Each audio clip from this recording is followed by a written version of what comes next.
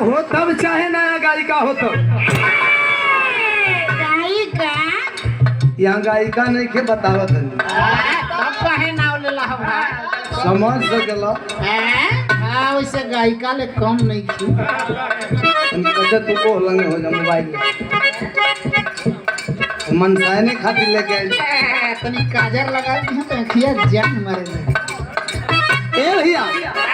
तो हमने कभी इच्छा प्रकट होले कि आप लोगों को उम्मीद पर खरा उतरल जाए कौनो प्रेमी अपने प्रेमिका से मिले को बहाना बताओ तो यही सावन के महीना जोन बीतल हो कलश की देखो हम जौन उपाय बताओ तनी ओ उपाय तो पालन करत अबू तो कोई के शौक ना होई आ ना कोई तोहके रोकी कलश की कैसे तो बतावता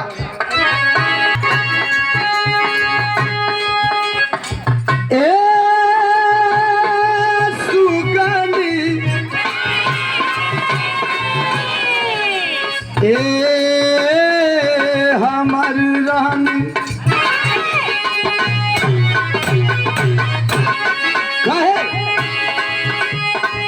सखिया सालहन के संगना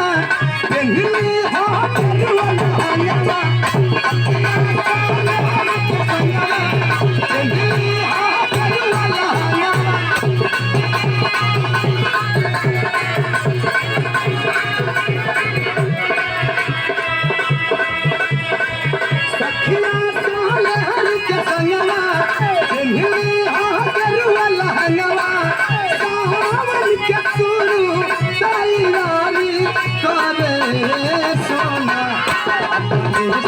हर सुनारी करे आई हजार धारी करे अपन सिलाला हर सुनारी करे आई हजार धारी करे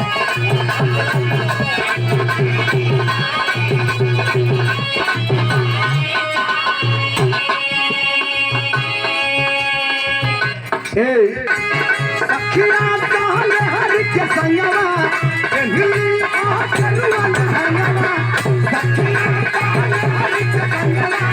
पेन्हली आखर वाला हंगवा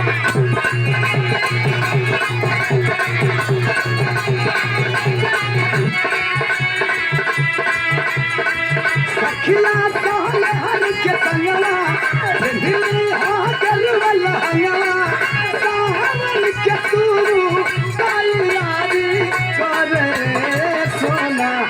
अपने सिलाला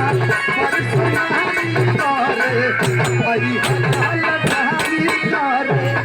अपने सिलाला पर